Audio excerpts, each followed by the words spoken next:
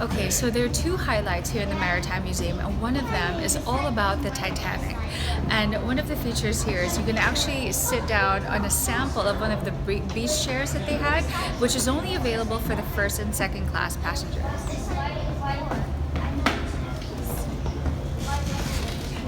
It's not very comfortable.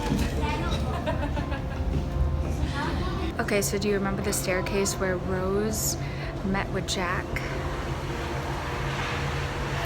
It's just a photo, and Jack's not there, and neither is Rose, but there's me.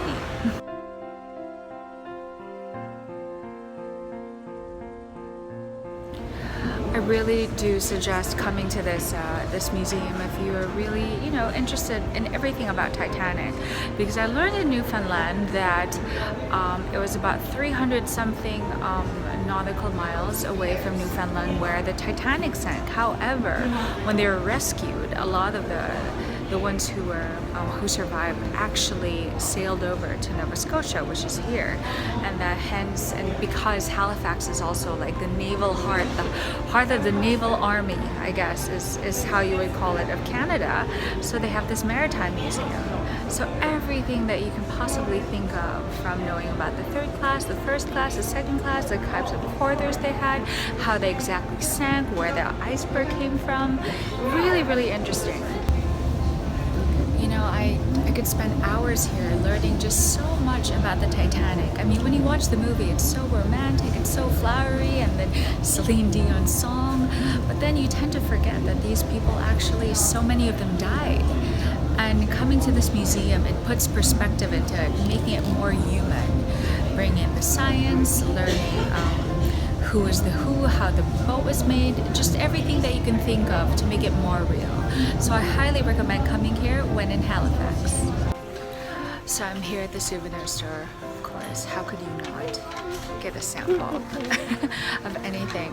And I just saw the whistle that they have on board, and it's showing its authenticity. And the way I just see it is, remember that scene in the end when Rose decides not to give up?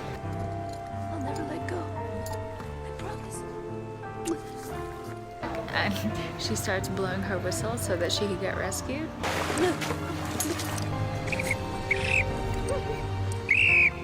Yeah, that's the one.